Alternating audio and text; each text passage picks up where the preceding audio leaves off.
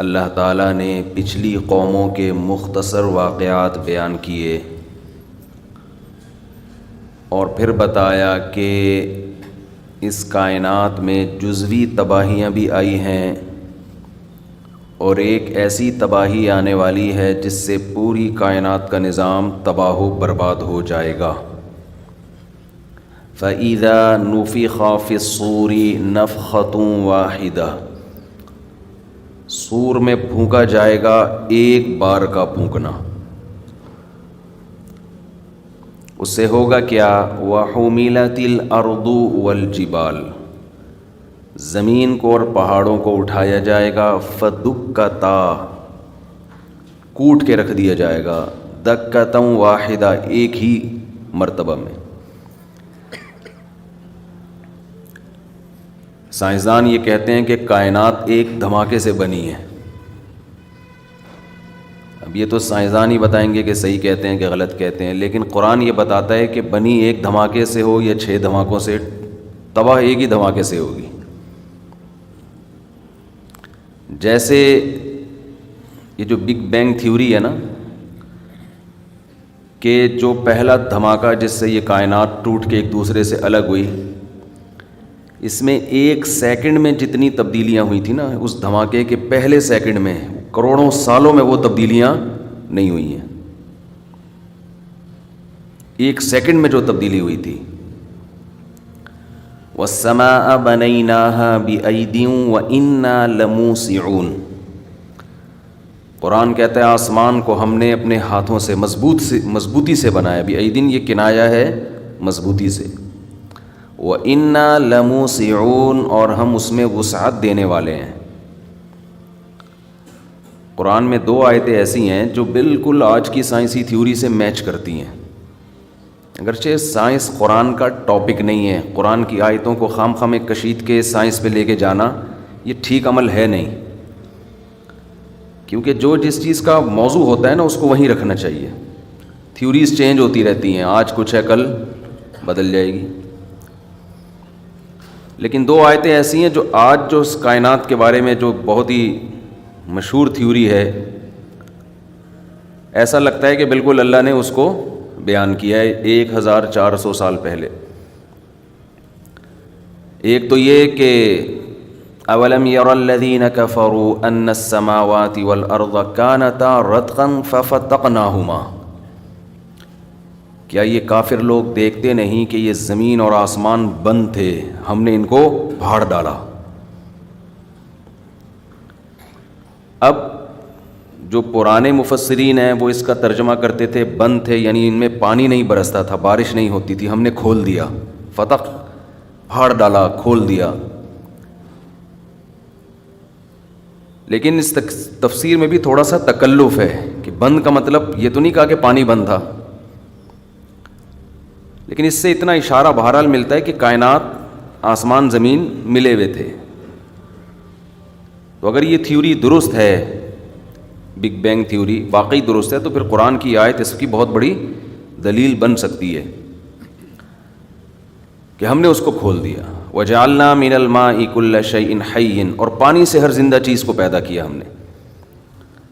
یعنی کائنات تو پھٹ گئی ایک دھماکے کے ساتھ یا بغیر دھماکے کے، وہ تو پھیل گئی، لیکن حیات ہم نے کس میں رکھی؟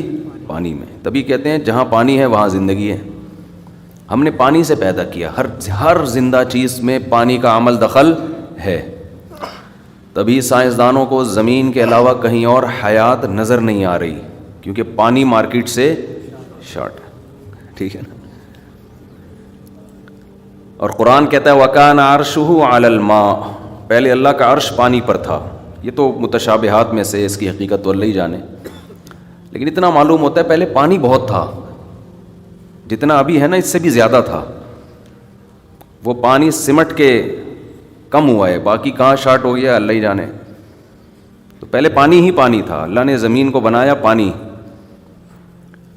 اور پانی میں اللہ نے حیات پیدا کی، اور پانی میں اتنی اسپیڈ سے حیات پیدا ہوتی ہے کہ آپ کہیں پانی کھڑا ہو فوراً وہاں جرمز پیدا ہونا شروع۔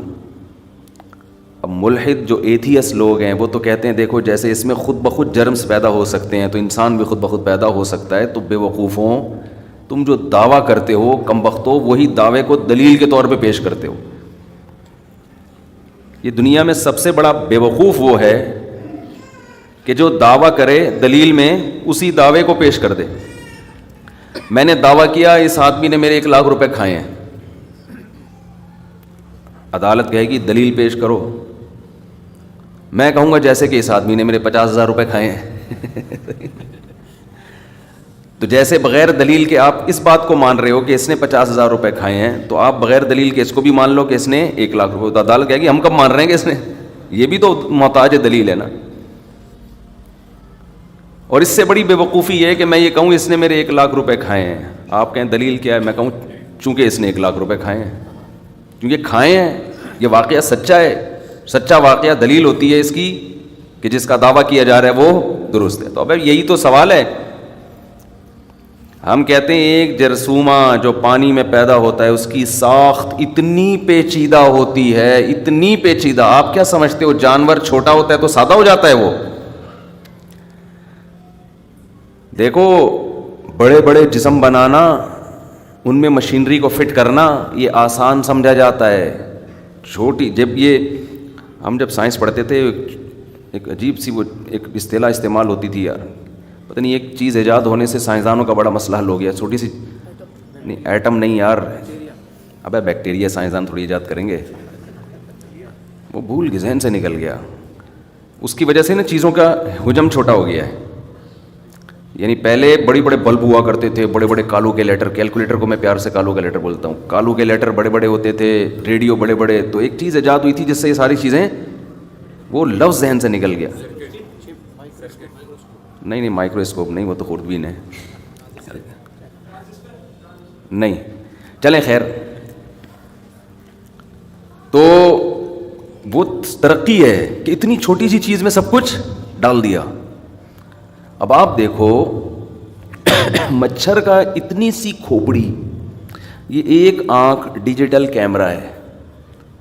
آج تک بالکل اس جیسا کیمرہ اب تک نہیں بن سکا ہے. اور یہ 2 فٹ ہو گئی ہمارے کھوپڑی میں. اس کی ایڈجسٹمنٹ اور مشکل ہے, 2 کیمرے فٹ کرنا ہے بھائی, اور دونوں کام سیم کر رہے ہوں. ذرا سا دائیں بائیں ہو تو سیٹنگ آؤٹ. ڈیجیٹل کیمرہ اتنا چھوٹا بنانا کہ ایک مچھر کے سر میں 100 کیمرے فٹ ہو جائیں. مچھر کے سر میں 100, اور بعض کہتے ہیں 400, واللہ عالم, کم سے کم 100 کی رپورٹ ہے. مچھر کے سر میں 100 آنکھیں ہوتی ہیں, 100 آنکھیں. اور خون پینے کا سسٹم اس کا اتنا پیچیدہ ہے, بڑے تمیز سے اس کو خون پینا سکھایا گیا ہے. جو لوگ بھی دنیا میں خون پیتے ہیں نا تمیز سے ہی پیتے ہیں, پتہ ہی نہیں چلتا آپ کا خون پی جاتے ہیں. وہ پہلے ایک ٹیکا لگائے گا آپ کے مچھر, اس ٹیکے سے کیا ہوگا, بلڈ نکلنا شروع, بلکہ پہلے سن کرنے کا ٹیکا لگائے گا تاکہ آپ کو احساس نہ ہو, ورنہ تو وہ جیسے ہی سرنج داخل کرے گا آپ تو چیخ مارو گے. وہ ایک ٹیکا لگائے گا سن کرنے کے لیے. یہ ارتقاء کا, ایوولوشن کا نتیجہ نہیں ہے. اس کی سونڈیں کہاں سے نکل گئیں؟ پھر ایک ٹیکا پہلے سن کرنے کے لیے لگائے گا, پھر دوسرا ٹیکا لگائے گا, سوراخ کرے گا, تمیز سے پھپا ہو جائے گا پھول کے. یہ جو آپ کو خارش ہو رہی ہوتی ہے نا, یہ خون نکالنے کی وجہ سے نہیں ہوتی, یہ اس نے جو کیمیکل چھوڑا ہوتا ہے نا سن کرنے والا, وہ بعد میں خارش کرتا ہے آپ کے. اور مچھر کی مادہ خون پیتی ہے. سوچو جب آپ کا اتنا خون پی رہی ہے تو مچھر کا کتنا پیتی ہوگی, اپنے ہسبینڈ کا. کیا خیال ہے بھائی, اپنے شوہر کا کتنا پیتی ہوگی. تو اتنی چھوٹی سی کھوپڑی میں 100 آنکھیں, یہ کس نے بنائی ہیں؟ اللہ نے بنائی ہیں. تبھی تو قرآن جگہ جگہ سوال کرتا ہے کہ ان سے پوچھو کون ہے جس نے آسمانوں کو بنایا. امن جعل الارض قرارا وجعل خلالها انہارا وجعل لها رواسیا وجعل بین البحرین حاجزا. کون ہے جس نے زمین کو جائے قرار بنایا؟ خود بخود نہیں بن گئی, یہ زندگی کے لیے انتہائی سوٹیبل جگہ ہے. جائے قرار کسے کہتے ہیں یار؟ سفر کرتے ہوئے جا رہے ہو, یہاں اسٹے کرتے ہیں, روڈ پہ تھوڑی اسٹے ہوتا ہے. اسٹے ایسی جگہ پر ہوتا ہے جو مسافروں کے لیے قرار گاہ بنائی جاتی ہے, آرڈر پہ ہوتے ہیں یہ ساری چیزیں, خود سے ہوٹل وجود میں نہیں آ جاتے. دھماکہ ہوا تھا تو اتفاق سے موٹر وے پر 20 ہوٹل وجود میں آ گئے, واش روم بھی بن گئے بھائی, 20 ہوٹل بھی وجود میں آ گئے. یہ دھماکوں کے نتیجے میں نہیں ہوتے, اور اگر ہوا تھا تو کیا گیا, یہ ہوا نہیں ہے. دھماکہ کرنے والا انتہائی العلیم القدیر,